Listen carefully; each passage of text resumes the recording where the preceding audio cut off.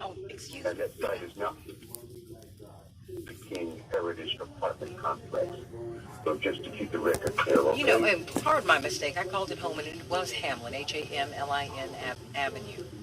And he moved into the heart of a very, no, I appreciate it. The past is the past. All we can do is learn from it.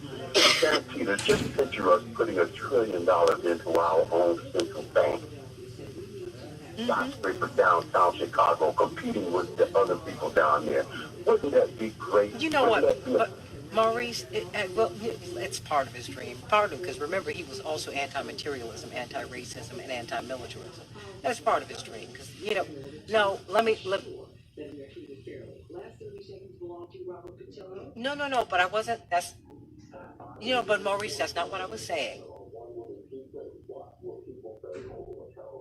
But Maurice, that is why he had Reverend head up Operation Breadbasket. Because Reverend Leon Sullivan, a great minister, a big minister out of Philadelphia, said we need to have civil rights and civil rights. So this fight for economic empowerment is not new. Reverend Dr. Martin Luther King was on it, and Reverend Jackson's been on it for more than 50 years.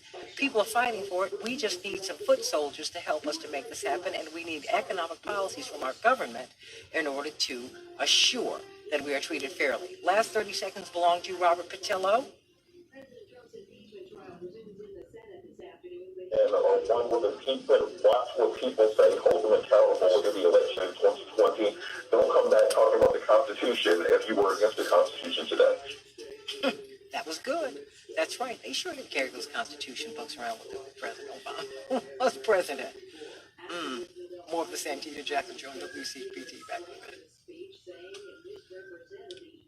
Do your next home improvement project right by shopping Lowe's for deals throughout Is it the up? store. Should be up in Start Okay. with Lowe's. Okay, next time let me know when we're not up. Okay, you got to let me know so I can start moving with it. Otherwise, we're losing time. Okay? We're on Facebook now? No, we're going to stay over here for now. I'm not doing this anymore. Okay, but we're going to, well, then you all need to pick up on, am I streaming on Facebook? Okay. Okay, no. So I'm streaming on Santita Jackson and Friends. Is there a way for people to know that and to go to my YouTube page as well? Post it. So could let them know that's where they need to go because people are really into. Is it at Santita Jackson Show Friends? Oh, okay. The Facebook page is Santita Jackson and Friends. The YouTube page is. She's on her Facebook page? Yeah. I'm able to go on mine. Okay. Yes, do you know what the ad is? Santita Jackson and Friends. Yeah, this is the. Yeah, but I sent you several of them. I think you sent you. I'm still pretty. Oh, okay, no. Let's keep those because I think this is a really. Together? Yeah. That's a really good. I mean, it highlights gender inequality. Oxfam. We're going to be talking about that this week, everybody. Oxfam highlights how little money we make and most women around the world need a man's signature in order to get a bank account. Yeah, that's true. Which is like unfathomable to me. And to co-sign your mortgage, all of that. They're not allowed to have bank accounts. I mean, and this report speaks to Jimmy Heath. Oh my gosh.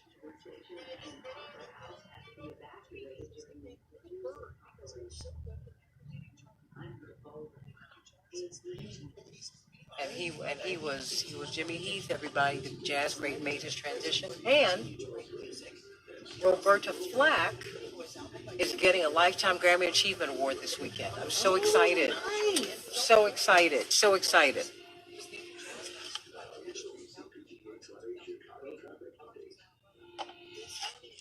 But so much of this, Cortez, you have to make split-second decisions. So I don't want you to be timid. You can't be timid. You've got to be definitive. You have to know what you know, or find it out. I need you to, Miss Jackson, I need you to go to Facebook. I need you to go to your Facebook. Okay, not, well, what if you want? No, don't overthink. Make a decision. Because it's live. And that's what you have to do. You want to be decisive, okay? Hey, everybody. Okay, good. We coming up on another minute and a half.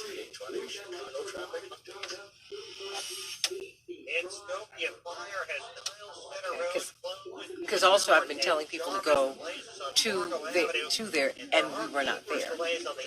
And remember, that's the thing that people, when you tell them, they need to be able to find you immediately. Okay? And I'll start bringing this every day. So you're like, you're 5 minutes in. No, I just need to make sure, people are able to see it. In 26 minutes, you can get out there. 5:57.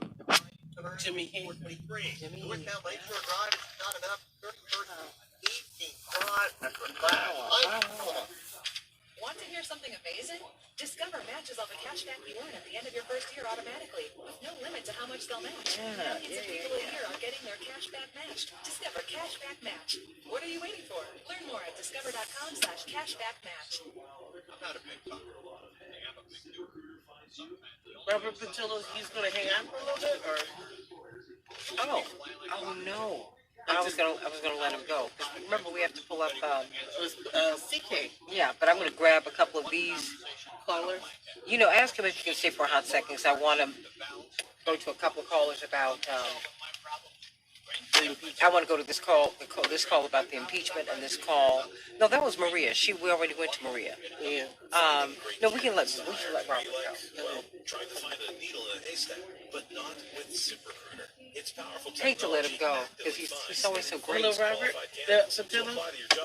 Thank you so much. I appreciate it. And thank you for mentioning it. Well, he's there. Thank you. He's there, girl. Yeah, I'll be down there in June. All right. Thank you. All right, bye. Remember, he's there. Yeah, he's there in San Juan. Wake up, Chicago. This is the Santita Jackson Show. Hey, everybody. Welcome back to the Santita Jackson Show. We finally got everything together. We've been struggling with Facebook this morning here at WCPT. It's just technology. Technology is just wonderful. But, things can one little thing. So go to the Santita Jackson and Friends page, everybody. The Santita Jackson and Friends page. And now, because we have corrected what was not happening on the Santita Jackson and Friends page, now I'm up on YouTube, the Santita Jackson Show. So please like and subscribe, and leave your comments there. Now you can do that, because I went on there and I was like, I'm not on YouTube. What's going on? The Santita Jackson Show, everybody. Please share, and subscribe, and leave your comments. And, of course, meet me over on the Santita Jackson and Friends page here on Facebook. Call me at 773. Call or text me at 773-763 WCPT, 773-763-9278. And we can go to TuneIn, and we have got, you can go to Google and Alexa and ask for WCPT. And guess what? We have podcasts that will show up every day. WCPT820.com/Santita. And you can hear the show commercial free. So, keep it locked. And we're going to be talking about Baby Tinsley down in Texas. It is a story that will just pull at your heartstrings, whether you have children or not. Thinking about ending a life is a big decision. And this 11-month-old girl who was born with a heart defect, and who the doctors did not expect to make it, she struggled. These precious 11 months, and of course, her mother and family and loved ones want her to live a normal life. The hospital said, she's not going to get well. She's on life support, and we need to let her go. It became a court case, and I want to talk with you about that. I mean, who has the right to And what is right in that case? Who has the right to shut off life support? Should it be the hospital? Should they override the decision of the mother, the father, the parents, or the guardian? What do you think about that? Call me at 773-763-9278, 773-763-WCPT. What would you do if you were in that position? This is a very, very tough position. And in fact, it has divided the pro-life, well, let's say the anti-abortion community. You know how I feel about that, maybe. As this shows you some of the contradictions in their positions. Because some of them are just saying pull the plug. I'm like, oh, wait. No, you wouldn't want them to pull the plug if her mother were pregnant with her, even if you found out that the child had a heart defect. I mean, it gets a little bit more complex. That's all that I'm saying. And this is when you don't need to be smart, you need to be wise. This is when you need to not just go to someone who is very smart and erudite. This is when you need your pastor. I'm sorry. This is when you need your grandmama, your old grandmama, those old folks. This is when you need the wisdom of the ages to answer questions such as these. We had Robert Patillo on. We were going to be talking about the impeachment, but man plans, God laughs. We ended up talking about Puerto Rico. They have had several. First of all, they had a 6.4 earthquake, wasn't it, Lady B? It was more than a 6-pointer, which is a devastating earthquake. And they've had a series of 5-point plus earthquakes over the past couple of weeks. There's a lot going on that island, and no one's getting any help. And then you find out that from Hurricane Maria, there is a warehouse full of unused cots, water, etc., emergency supplies, and they were never given those emergency supplies. Are you kidding me? How does that work? And why is it that we're covering more about what's happening in Iran and Iraq in the Middle East than we are about what's happening in our own backyard? Puerto Ricans, everybody. For the record, they are Americans. U.S. Virgin Islanders are Americans. When you're in our territory, you're an American. They get drafted too. They do. They do. So what's going on? Why are they not being cared for? Why are they not being cared for? Why are they not being cared for? You shouldn't have to live in San Juan to get care in Puerto Rico. You shouldn't have to live in an urban center where there's a lot of money, where there's a lot of tourism. Where do you think the people of Puerto Rico get their food from? They get them from the South. The people who've been devastated, who are getting no help. So come on. The South of Puerto Rico, that is. We can do not just better, we can do right by people. That's not right. And we should be covering this in our media, in American media. That should be the headline today. Most of us don't even know where Iran and Iraq are. And we should. But you don't know where it is. You don't even know why we're there. You don't know why we have all these military bases littering the Middle East, because we're protecting American corporate interests. That's why. Well, you know what? It's in our interest to protect our own people. So let's get down to Puerto Rico and to the United States Virgin Islands, because they're still struggling and they were ignored. President Trump, a renowned germaphobe, stayed on the boat or just off the...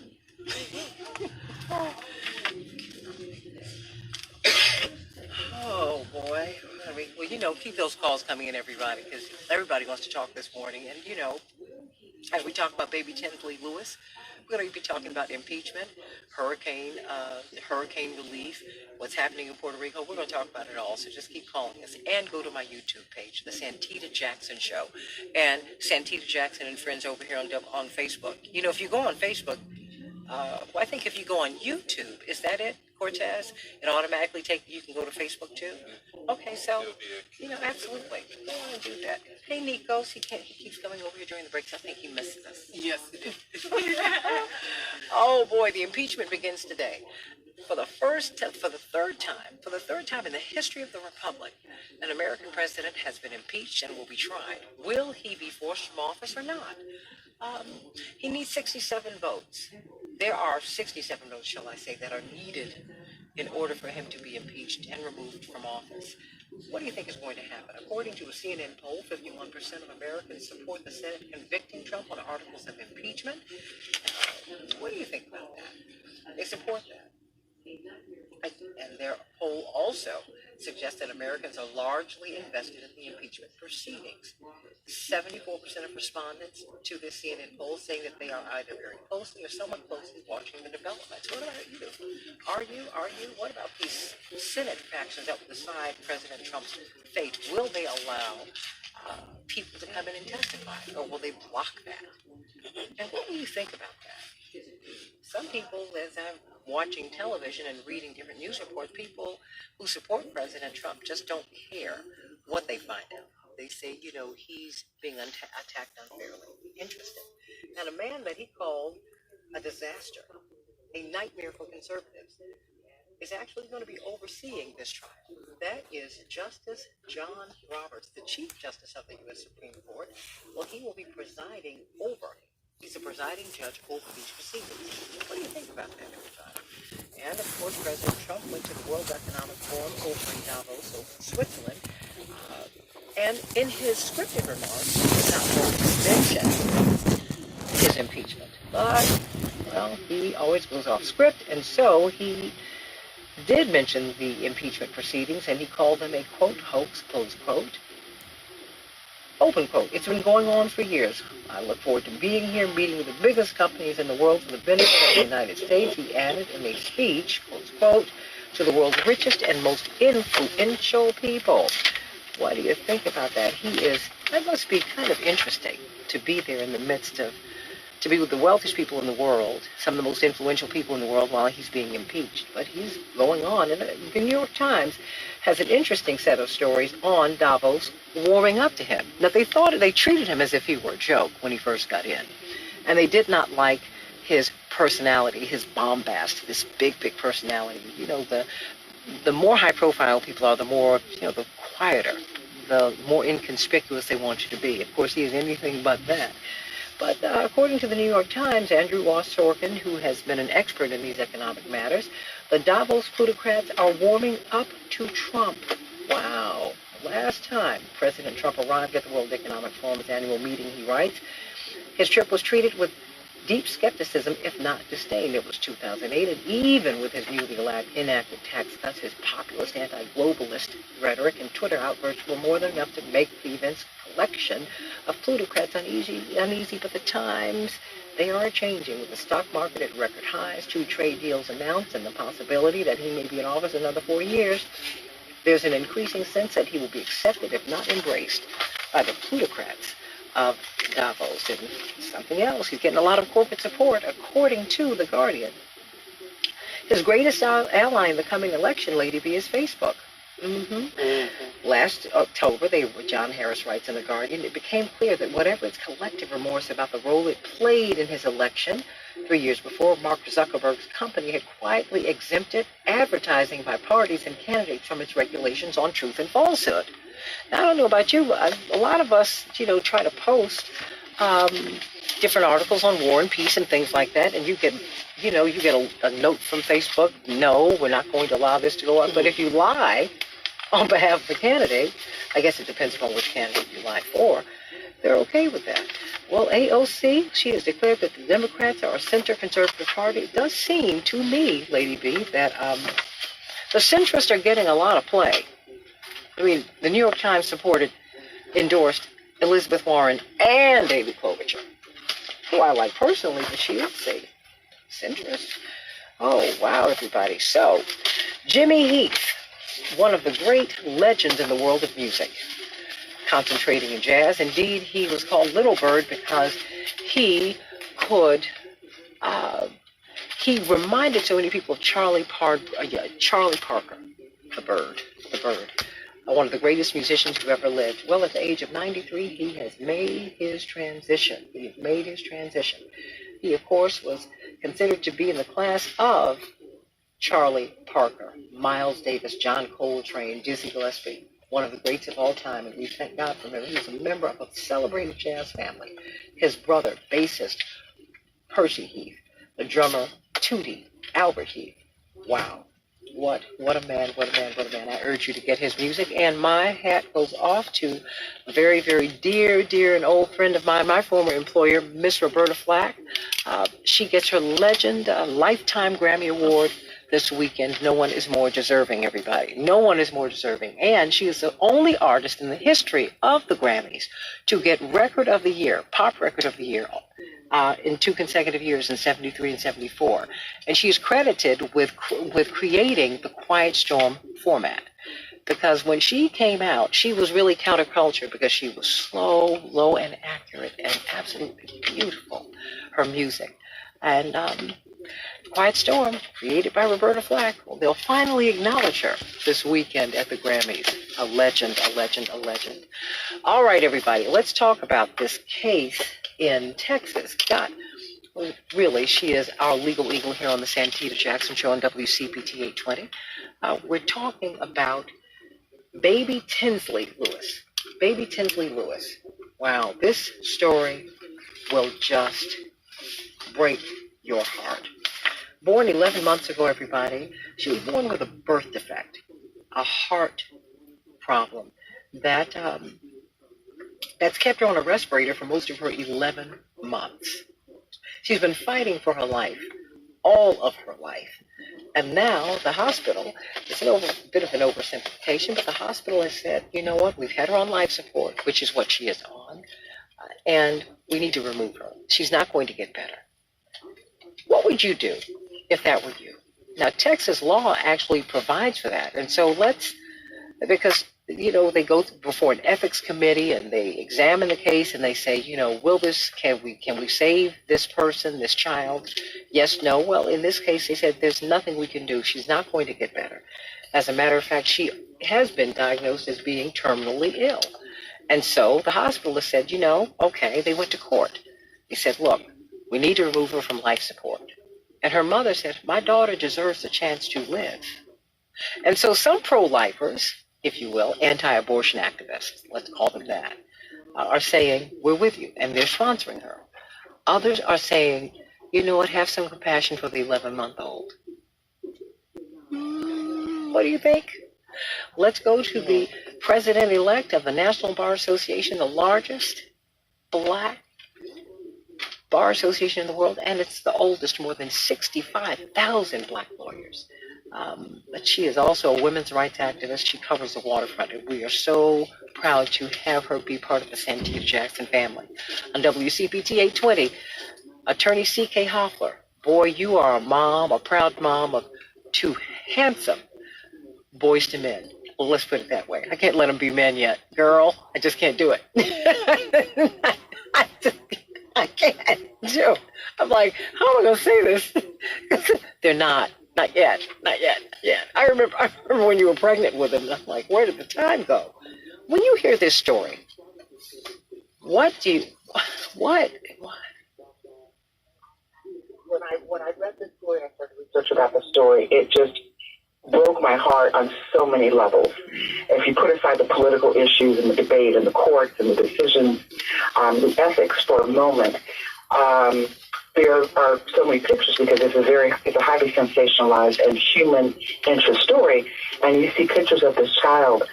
When I see a child in a hospital, automatically my heart goes out. We all have had situations. If you've had children, you more than likely had one of them in the hospital at some point, and you've seen other children in the hospital. And so, on the one hand, when I saw the picture of this child, I felt for the mother. I felt that, God is in control. God is in control, and ultimately, you really don't know. This is on the one hand how I feel when it is someone's time, when it is a child's time. So on the one hand, I really felt and empathized with this mother's struggle.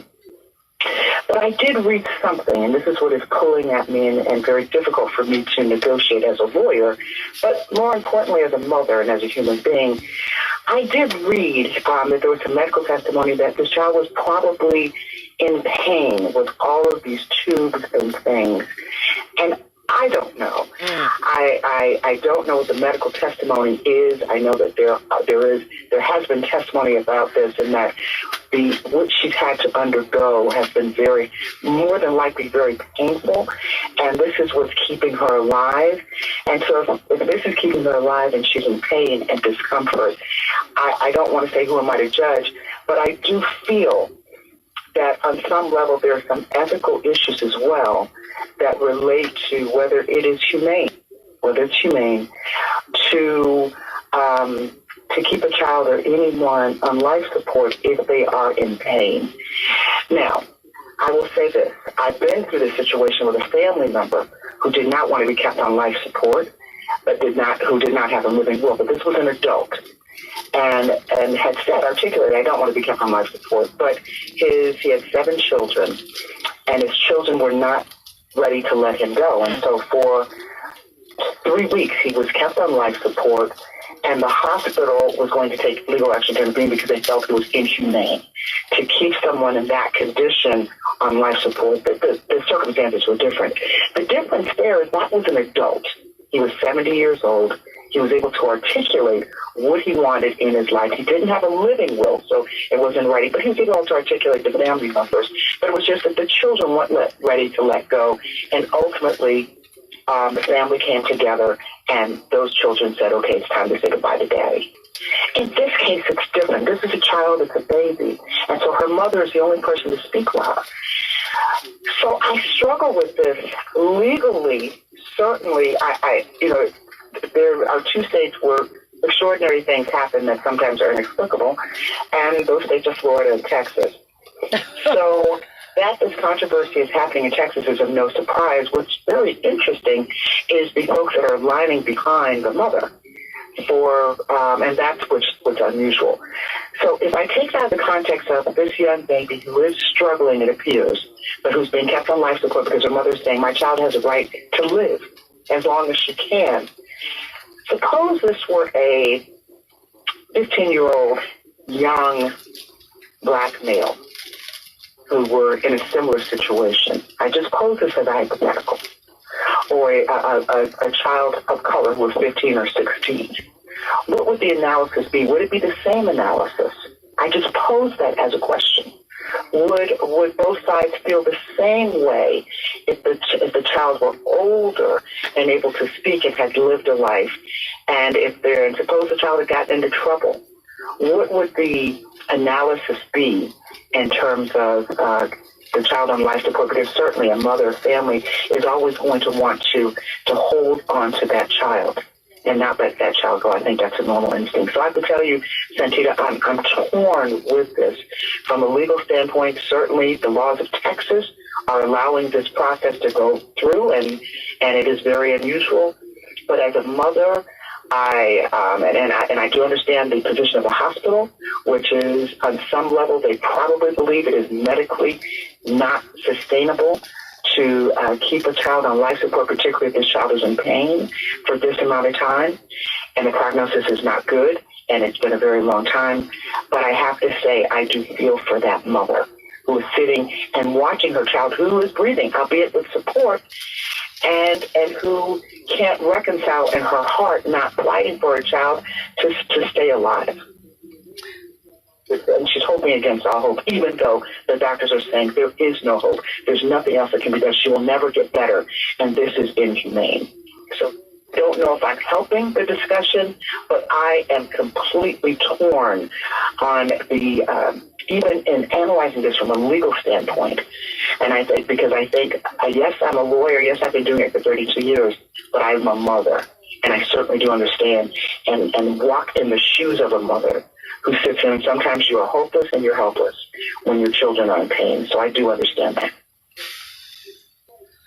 Tony from O'Hare, what's on your mind today? Good morning, Santita. Let me give you a small compliment real fast. You always have the most pleasant voice and just make it a pleasure to talk to you.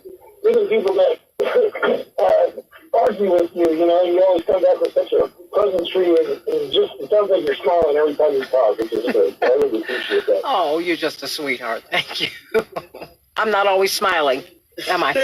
Look at me, right here. But on the case of what we were just talking about, there's the pro-life and there's the pro-choice, and it's like nobody fails to realize, or everybody seems to not realize that nobody really wants to have an abortion. It's arduous. It's tenuous. no matter what you do, it seems like you could make a better decision. But it's in a situation like this where you know there's a child that's unfortunately going to be on life support and not going to have, the thing, everybody dies, but not everybody really get a chance to live. And it's unfortunate that, somebody has to come down to really making these decisions. But on the other hand, I mean, there are a lot of people that don't even have the ability to have the medical bills paid for that this child's been on for 11 months and stuff. So, it's just unfortunate. I guess what I'm trying to say is that nobody wants to be co-murdered. But sometimes it's, the lesser of the two evils, so there's nobody suffering. And that's, and that's how I kind of found it analogous to like an abortion. Well, but you sound to be a man of faith. Am I correct? Actually, no. I'm an atheist. Hold on, Tony, because that does not make a difference to me at all. In this context, when you talk about suffering, I know for people of faith, particularly for Christians, and really people of faith, suffering is part of the deal on earth, right? You're supposed to cry at birth and rejoice at death. And so suffering is not the worst thing in the world. In fact, the Christian belief system teaches you that unearned suffering is redemptive. That is why we embrace Christ our Lord. That is why we look at Reverend Dr. Martin Luther King, the martyrs of the Catholic Church, people who have suffered for a greater good. That is something that people can embrace. And so, I hear you, Tony, and, Attorney C.K. Hoffler, I want you to speak to that on the other side, because, I just feel for this young mother who is really trying to figure it out. And, she's got some big people who are supporting her. She's got some big people of influence who are not, or who are saying, you need to let your child go. And I'm sure there's some manipulation on all sides, but at the beginning of the day, at the end of the day, and all points in between, she is a mother fighting for the life of her child. I just cannot even imagine. What do you think? Who should be able to say that the child stays on child support? Should it be the mother?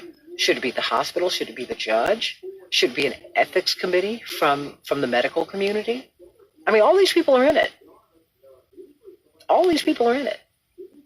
And we're struggling with it. And I think it's a good thing that we're struggling with this, Attorney C.K. Hoffler, President-elect of the National Bar Association, because we're being human right now. Mm-hmm. We're struggling. So stay right here. Call me at 773-639-9278 on the Santita Jackson Show, WCPT.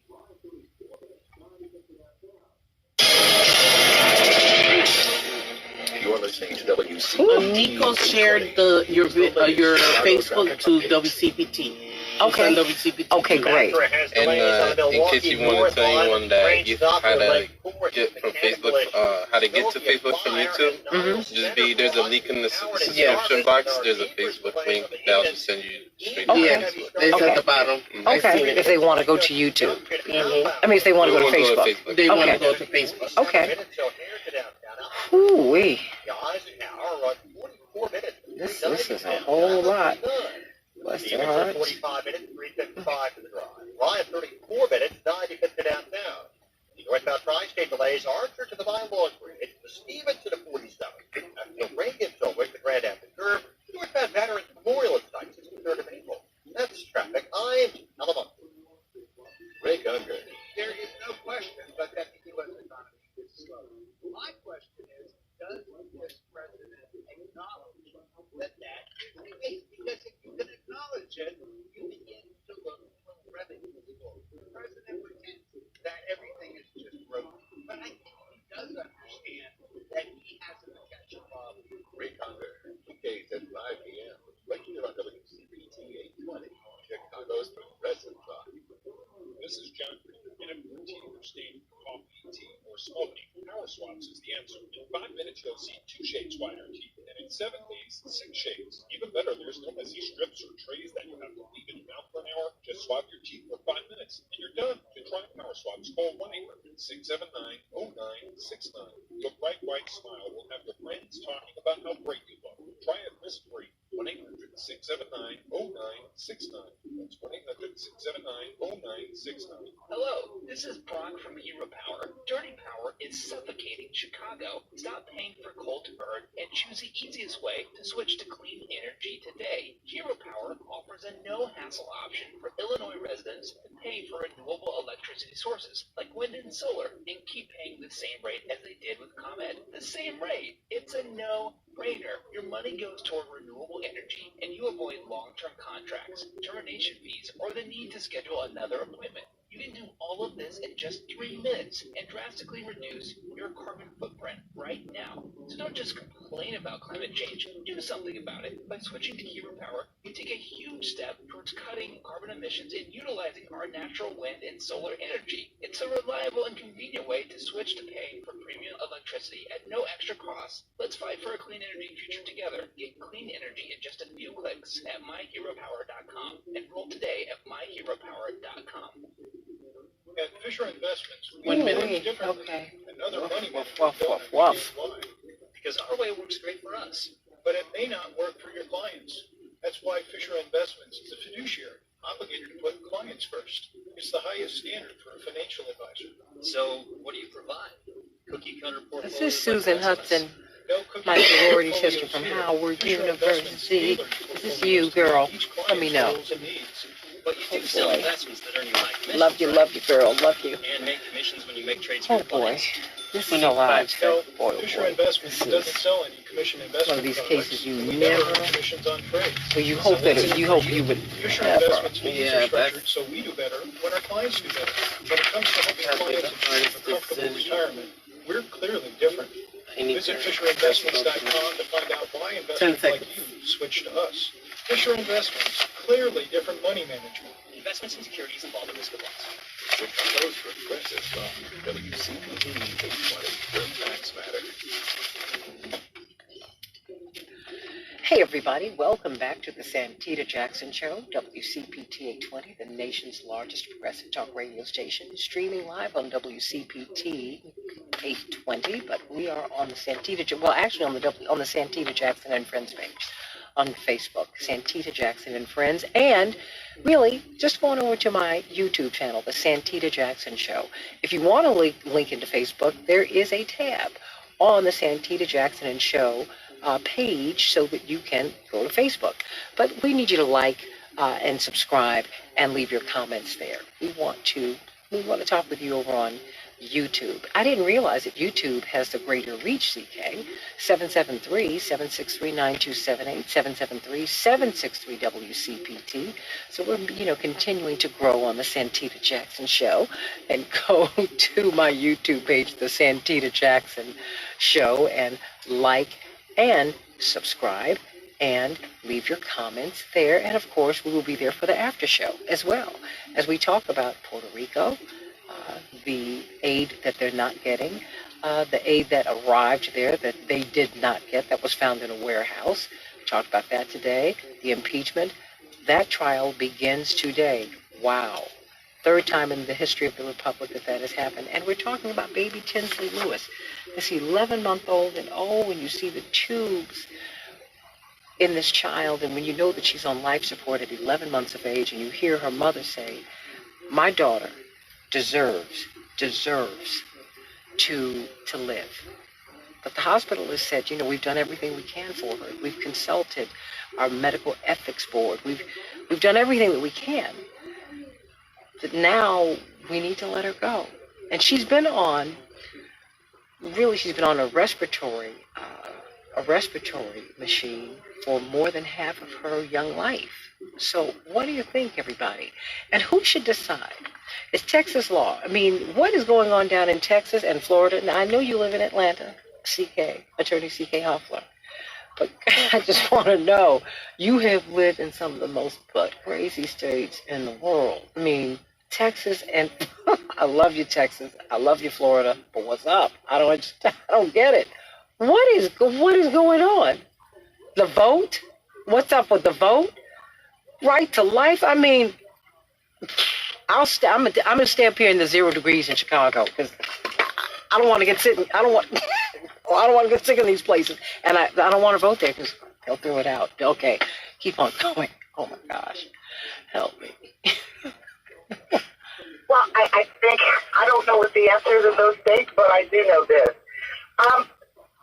If on the break I was thinking about this. I thought about this, last night. I thought about this early this morning. And there really would be nothing that I wouldn't do, just me personally as a mother, to save my child. I think it would be horrendously dishonest for me not to say that. There would be nothing. I would be that mother. So I would galvanize, if I didn't have a penny to my name, I would do everything that this mother's doing and then some. I would be, if I had to be a one-woman protest, because there's nothing I wouldn't do as a mother for my children in the situation. So I sympathize, I empathize, and I probably would be her. So I have to say that as I come into any analysis on this issue, and this is a very, very tough issue, I do feel at some point, what gives me a little pause is the pain. I don't know. How can they assess the pain? I don't know. But the pain that this child is enduring, and if they're saying that she will never not be on life support. So I don't know if at some point there will be a change in that analysis, because she's been in this situation for more than half of her life. But I do think somehow it feels wrong for the government to decide on this issue. It just feels wrong. It feels wrong. But I understand when the medical community is at odds with a family, and I don't hear in this any issue about money and being able to afford the health care, because there are very few people that could afford this kind of health care, but that's not an issue in this case, evidently. But I feel just viscerally that this should not really be a place for the government to intervene. But when there is this animosity, when there is conflict, severe conflict between the family's wishes and the hospital and the medical physicians and the ethics board, then the courts have to intervene, because the hospitals routinely make these types of decisions. And if they don't apply them equitably, then they will open themselves up to liability.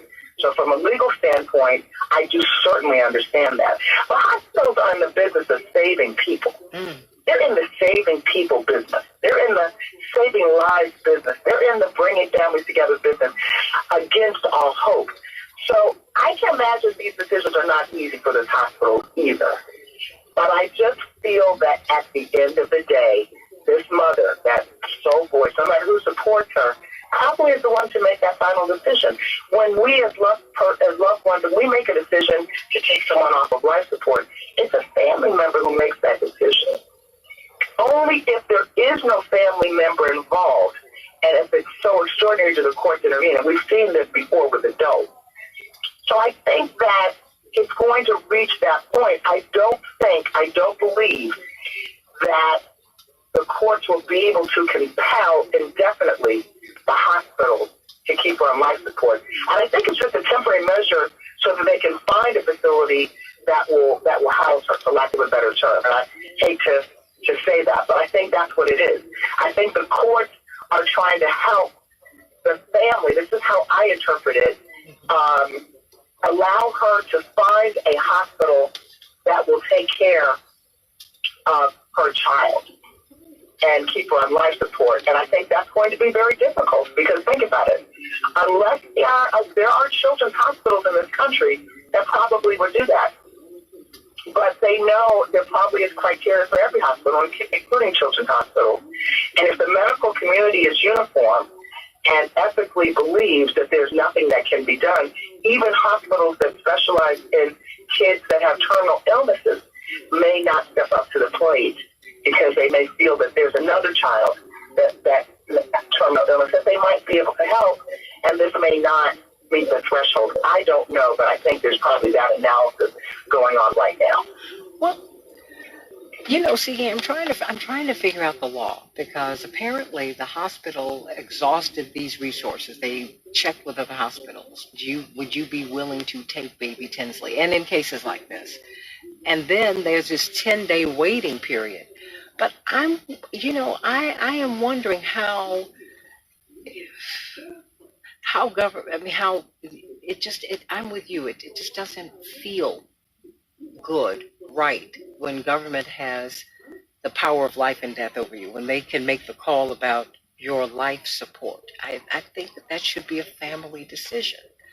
Um, and I'm wondering where are we going with this? Because you see the pro-life community, well, the anti-abortion community, and that's ironic, because some in the anti-abortion community are saying, pull the plug. I'm like, okay, but if baby Tinsley were in utero, you want, and if you find out the child, because you can find out about all kinds of challenges, health challenges in utero, you would force her to have this child. But once the child gets here, you're not fighting for her to live. Huh? And this is just me. I don't view this as, I don't make this comparison with abortion. I mean, that's a whole other set of issues. This, I know they're saying because of gestation and all that, but this child is a living, breathing child, not a child in the body, but outside of the body, who's born. And I think people are aligned on, I think the groups that are supporting the mother are surprising, and it is ironic. But nonetheless, we are in Texas, and I think that it's very, very surprising. But I don't think that anyone doesn't have compassion for the mother. Mm-hmm. Even the medical community is saying we do understand. I think they're feeling that we have exhausted our compassion because we feel medically this is not sustainable. I think that's where they are. If I were in the mother's shoes, I could not support that. I can't support that. I wouldn't be able to support that for my own children. I pray I'm not in that position, but it would be difficult for me to support that. And I would be a hypocrite if I didn't say that. So the legal analysis that people use, if you're that mother, goes right out the door because you're going to do what it takes to keep your child alive. I just personally feel, and as someone who is in the court on a regular basis on issues, I'm always in the court. But, judges have to decide a lot of things if you're a lawyer, and particularly if you're a trial lawyer. I still feel that this is not a place for the courts to intervene. It's not a place for the courts to intervene. I don't know. Is there a third party neutral? I don't know if these things have been explored. I haven't seen this.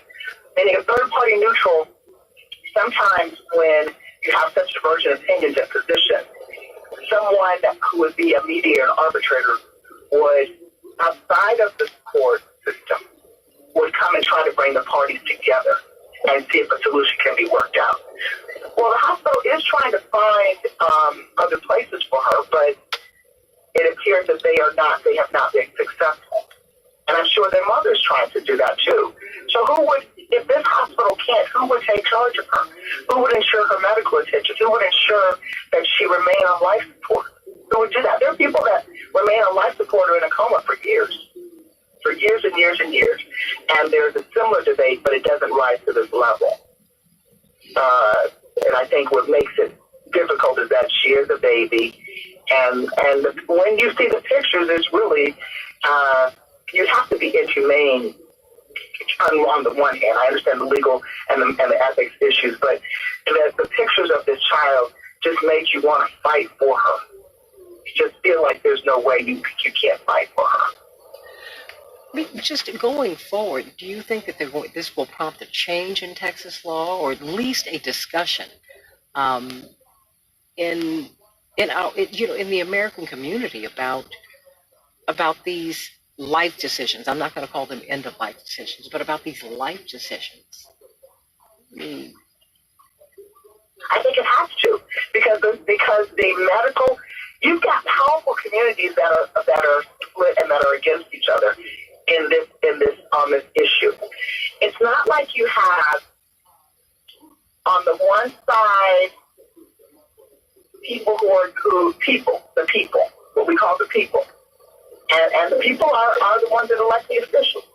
So I'm someone who's in favor of people because I represent people every single day.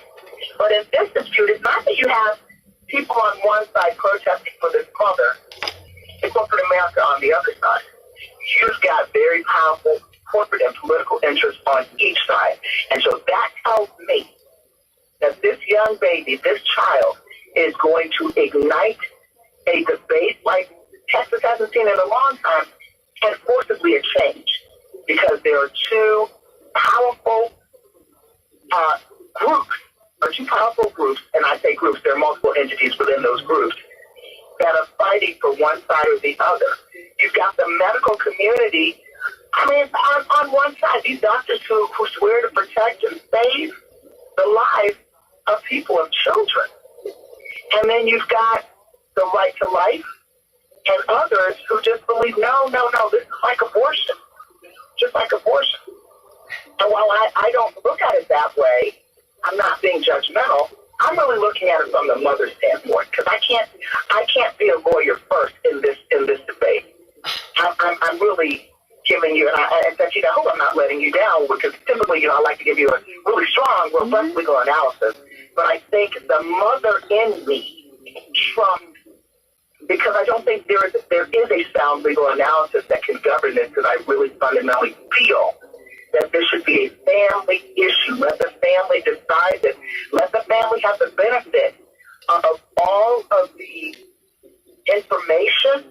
And I think that the sides need to come together. Mm-hmm. Because whenever people are diametrically opposed, no one, even maybe there have been many attempts, I'm certain there have been, to talk to the mom or for her to talk to the other side, but maybe there needs to be a third party neutral that's not the court that helps these parties come together. Do you remember when Reverend Jackson went down to Florida? This was more than 10 years ago. There was a young woman whose husband was going to withdraw her from life support. I remember that case so well. I just wish I could remember the young lady's name. She ended up dying. But it was a very, very difficult moment for the family. And Reverend Jackson ended up going down there. I remember watching it on CNN because it was such a big story internationally. And Anderson Cooper was like, "Oh my gosh, Reverend Jesse Jackson is here. He's here." I was like, "Okay, what is this?" And I recall the lawyer of this of this young lady, because the son-in-law, her husband, and who had gotten another partner because she'd been in this vegetative state or semi-vegetative state for more than 10 years. And he had a partner, they had children, and he said, she's not going to get better. I think we need to let her go. And her brother and parents were saying, give her to us. We will take care of her. And the lawyer for the husband came out and thanked any number of people, but he first thanked Reverend Jackson because he said, he came here, we didn't know what to expect. But he came here and he sought to heal and reconcile both families. And thank you for that. Because these are families. This is a family who are grappling with a torturous decision. This is a decision that no one, and so you're not letting me down at all, because this is where our humanity has to come into play. We're not robots. This is not just the law, this is about justice. And this is not just about man's law or man's justice, humanity's justice. This is about not just being smart, it's about being wise, right? This is when you really wish your grandmama, Big Mama, were with you. It seems like, and you hit the head on the nail. Reverend Jackson intervened to bring the families together. Yeah. To help come up with a solution. A solution, just take out all of the fanfare, the courts and all that. The families come together and make a decision. In this instance, they could well use the wisdom of Reverend Jackson in this scenario to figure out what is the best thing. Because his family feels they're being supported by some very powerful forces. And I don't have a comment one way or the other about that. Yeah. But I do feel, even if they weren't supported by these powerful forces, this mother would be doing exactly what she's doing. Well, it was the Terry Schiavo case. Terry Schiavo. Well, hold on one second. It turns out we have a doctor from Chicago who's called in. And a lot of people have called in. And if we can't get to you on the air, if you stay right here, we will be talking about this on the after show. I don't know if Attorney Hoffler can stay, but she will certainly be with us until the top of the hour. And I wanted you to hear from this doctor from Chicago. How you doing, Doc?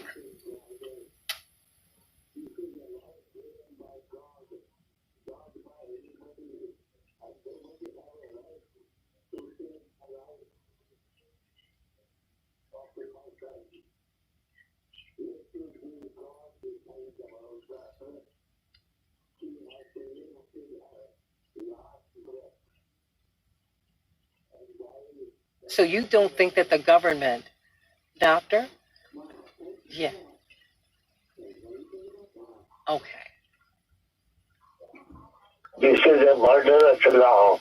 If you cannot bear the expenses, you cannot throw one life in garbage.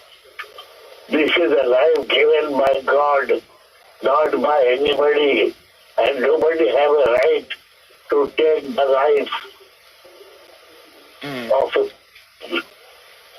Let it be God decide about the breath. She has to live till her last breath and die a natural death. Wow.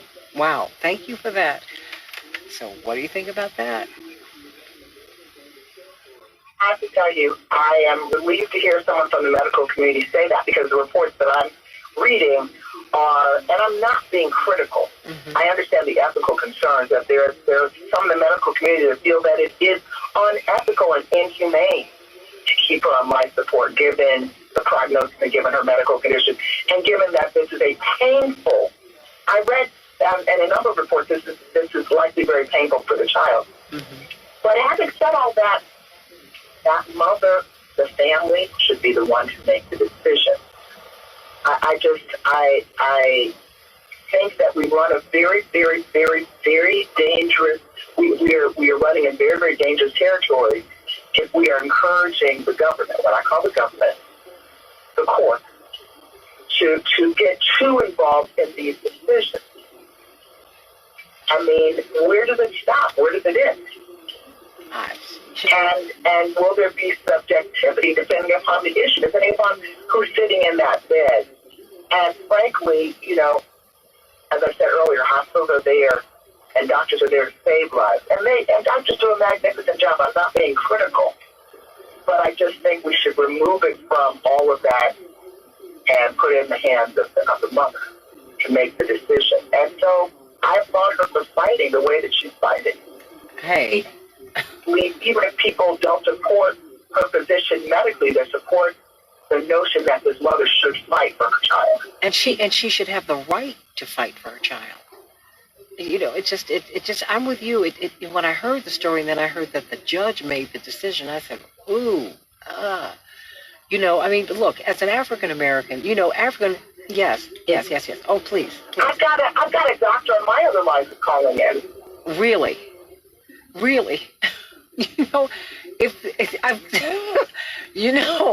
I wish they would call in, because we're going to be off the air in about 2 minutes, and I'm going to carry this on the Santita Jackson Show on YouTube, the Santita Jackson Show on YouTube, and I'm going to send you a text, CK, because can you stay with me for a couple more minutes?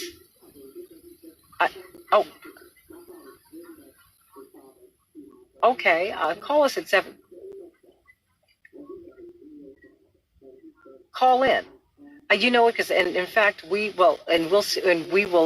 Bedalia Lady B will send you a number for her, because I would really like, because I think, what? Let me tell you something. You know not the day nor the hour when your life can change. The one thing my father asked me to do when I went away to college, he said, Daddy only has one request of you. CK, and Reverend Jackson well. And my daddy well, because you know him as Reverend Jackson, but you also know him as a father. And my father said to me, I want you, because the father he's not very different. He's not the public figure. My father's very much a father to my brothers, my sister, and I. Very much that. And we have a real family. And he said, all I ask is that you find a church, because the storms of life hit, baby, and they hit without warning. And if your soul is not anchored in the Lord, you will drift away. And if you drift away, I will not have done my job. For all of your academic accomplishments, for all the things that you seek, if you are not grounded in God, you will not make it. And I say that respectfully to people who are agnostic, people who are atheists. I respect you. I appreciate that. And whatever gets you through this life, as John Lennon said, I am with it. I am not mad at you. But I am unabashedly a woman who believes in God. And if I did not believe in God, I don't know where I'd be. I really don't. I wouldn't have made it through so many dangerous toils and snares. So, and this kind of case can hit any of us. It doesn't have to be baby Tinsley. It could be teenage Tinsley. It could be your mom. It could be your daddy. It could be your brother, your sister. It could be somebody you love. And you got to make this kind of decision. What would you do? Would you want to be able to make the decision? Do you have the right to make the decision? Or do you want the government to make it for you? See, and this is where the African-American and European-American experiences as we leave here are very different. Because black people needed the government to end slavery. We did. And white people came to America trying to break away from oppressive government. So I get it. I get it. And this is where, as Americans, we have to answer these questions together, really. And fuse these experiences together so that we can come up with a more perfect union and something more sane. And not just make smart decisions, but make wise ones. Let's talk about it on the Santita Jackson Show, on Facebook, on YouTube. I'm sorry, like and subscribe. Or go to YouTube. CK, it has greater reach on YouTube. So go to YouTube, go to it does. Then Facebook. Wow, girl, you know we're a generation behind. So my intern.